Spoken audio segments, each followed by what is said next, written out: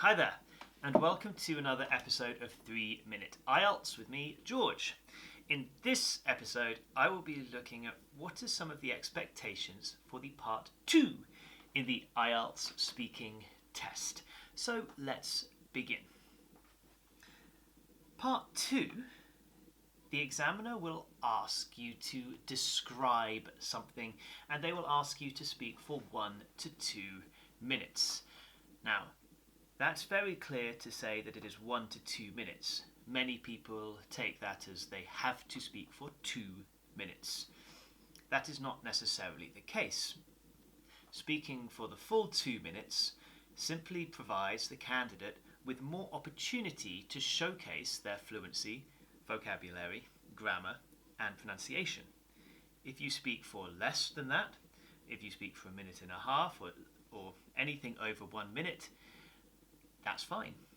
If you tell the examiner you are finished, they will simply move on to the next question.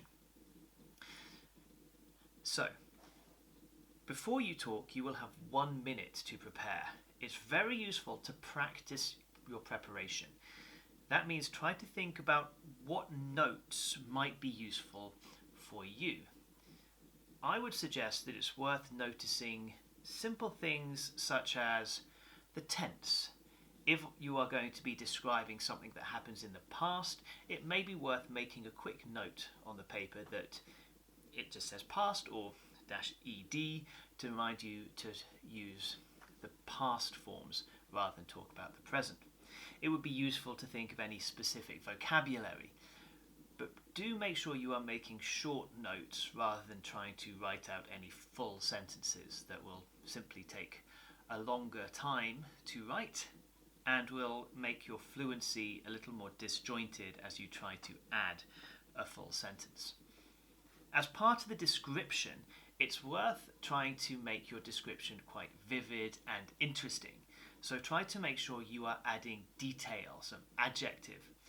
I find that it's worth thinking about things that you might have seen or tasted or smelled or heard in that situation or with that person.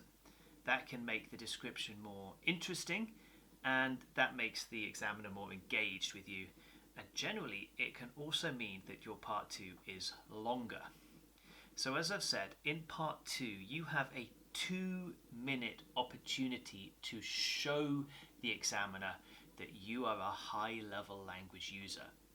Please don't use this opportunity to memorize and repeat something that you have written before you arrive. That generally is not something examiners enjoy, and examiners often will disregard this if it's very clearly memorized and focus more attention onto part 3. Thank you very much for your time. I hope that's been useful, and if you have any questions, please write below or get in touch, and please feel free to like and subscribe. Thank you very much for your attention. Goodbye.